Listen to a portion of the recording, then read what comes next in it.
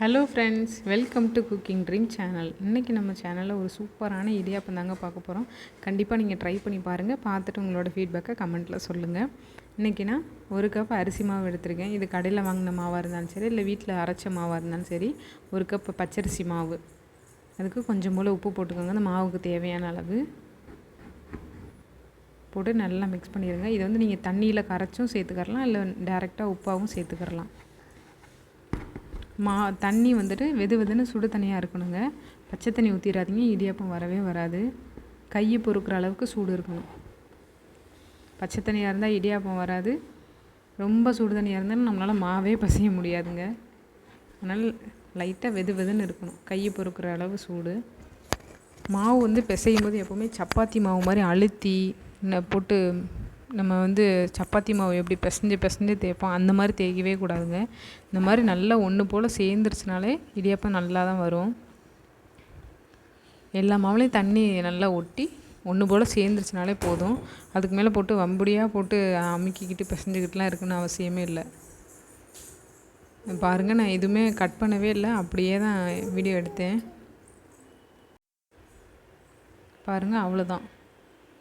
ஒரு 2 நிமிஷம் கூட ஆகாது மாவு பிசைகிறதுக்கு. லைட்டாக தண்ணி ஊற்றிக்கிறேன். இதுக்கு வந்து ஒரு கிளாஸ் தண்ணி, சின்ன கிளாஸில் 1 கிளாஸ் தண்ணி இருந்தாலே போதும். வெதுன்னு சுடு தண்ணி. மாவு நல்லா அந்த மாதிரி ஒன்று போல் பிசைஞ்சிட்டிங்கன்னா இடியாப்பம் செஞ்சிடலாம். பாருங்கள், நல்லா மாவெல்லாம் பிசைஞ்சாச்சா. தொட்டு பார்த்திங்கன்னா லைட்டாக அப்படி இப்படியே அமுங்கணும். அந்த அளவுக்கு இருந்தாலே போதும். மாவு பிசைஞ்சு வச்சுட்டு அப்புறமேட்டு செய்கிறீங்க அப்படின்னா மூடி போட்டு மூடிடுங்க, இல்லாட்டா காஞ்சிரும். நான் வந்து இட்லி தட்டில் தாங்க இடியாப்பம் செய்வேன். எனக்கு அந்த இடியாப்பம் செய்கிற தட்டு இல்லை. லைட்டாக எண்ணெய் தேய்ச்சிட்டு தடவிக்கோங்க எல்லா பக்கட்டும். மாவு கொஞ்சம் போல் எடுத்து இடியாப்ப கட்டையில் வச்சுக்கோங்க. கொலக்கட்டை மாதிரி நல்லா நீளமாக பிடிச்சிக்கிட்டு, எண்ணெய்லாம் ஒன்றும் கையில் தேய்ச்சிக்கணும்னு அவசியம் இல்லைங்க. என்னோடய இடியாப்பக்கட்டை வந்து இந்த மாதிரி ஜல்லடை வந்து தனியாக வரும்.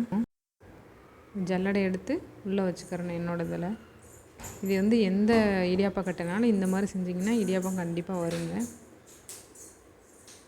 கட்டையை எடுத்து இப்படி வச்சுக்கோங்க. என் கை பாருங்கள், இந்த மாதிரி எனக்கு வச்சுருந்தா தான் இடியாப்பம் வர்ற மாதிரி எனக்கு இருக்கும். நான் ஃபஸ்ட்லேருந்து இப்படியே பழகிட்டேன். அது ஒன்றும் இல்லைங்க, இடியாப்பக்கட்டை கொஞ்சம் உடஞ்சிருச்சு இடியாப்பம் செஞ்சு. அதனால் அப்படி இருக்குது. ஆனால் இடியாப்பம் சொல்லக்கூடாது, சூப்பராக வரும். இந்த மாதிரி லைட்டாக ப்ரெஸ் பண்ணிங்கனாலே போதும். மாவு அது பாட்டுக்கு சல்லுன்னு இறங்கிடும். இடியாப்பமும் சூப்பராக வரும். நீங்கள் கை வேணால் இந்த மாதிரி ட்ரை பண்ணி பாருங்கள். ஸ்ட்ரைட்டாக ஒரே மாதிரி வச்சு வரல அப்படின்னா.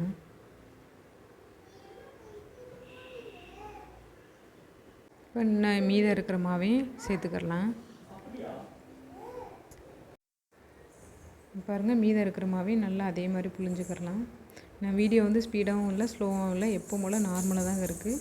அதே மாதிரி தான் புளிகிறேன்.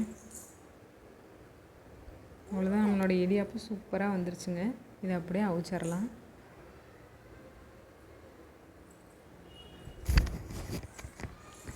நான் வந்து இந்த மாதிரி இட்லி தட்டை வச்சு அந்த மாதிரி அவிக்கிறேன். கொஞ்சம் போல் ஒரு 2 கிளாஸ் தண்ணி ஊற்றி நல்லா சூடானதுக்கப்புறம் கீழே ஒரு தட்டு வச்சு, எம்டி தட்டு வச்சு மேலே இடியாப்ப தட்டை வச்சு மூடி வச்சுருங்க. நீங்கள் எப்பவும் போல் இடியாப்ப தட்டு இருக்குது அப்படின்னா எப்படி அவிப்பீங்களோ அதே மாதிரி அவிச்சிக்கோங்க.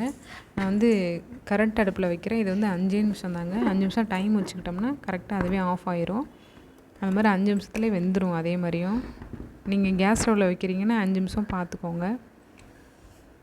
அதிகமான டைம்லாம் ஆகாதுங்க. 5 நிமிஷத்தில் இடியாப்பம் செஞ்சிடலாம். பாருங்கள், டைம் ஆஃப் ஆயிடுச்சு. இந்த லைட் ஆன் ஆகுதா, அதான் டைமு. கரெக்டாக 5 நிமிஷம் ஆனோடனே இடியாப்பத்தை ஓப்பன் பண்ணி பார்த்தா சூப்பரான அவிஞ்சிருக்கு. நீங்களும் கண்டிப்பாக ட்ரை பண்ணி பாருங்கள். பார்த்துட்டு உங்களோட ஃபீட்பேக்கை கமெண்ட்டில் சொல்லுங்கள். கண்டிப்பாக நம்மளோட சேனலை சப்போர்ட்டும் சப்ஸ்கிரைப்பும் பண்ணுங்கள். நல்லா வெந்திருக்குங்க, கவலைப்பட வேணாம். 5 நிமிஷம் தானே வச்சுருக்கோம், எப்படி வெந்திருக்கும் அப்படின்னு நினைக்க வேணாம்.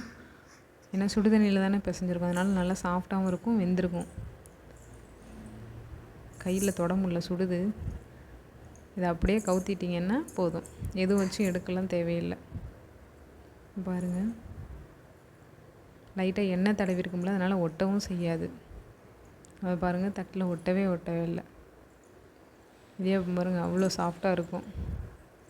நீங்கள் இதுக்கு என்ன சைடிஷ் உங்களுக்கு பிடிக்குமோ அது மாதிரி வச்சு பாருங்கள், வச்சு சாப்பிட்டுங்க. நாங்கள் வந்து தேங்காய் பால் வச்சு சாப்பிடுவோம். கண்டிப்பாக நீங்களும் ட்ரை பண்ணி பாருங்கள். பார்த்துட்டு உங்களோட ஃபீட்பேக்கையும் கமெண்ட்டில் சொல்லுங்கள். நம்மளோட சேனலை சப்ஸ்கிரைபும் பண்ணுங்கள். தேங்க்ஸ் ஃபார் வாட்சிங். பை.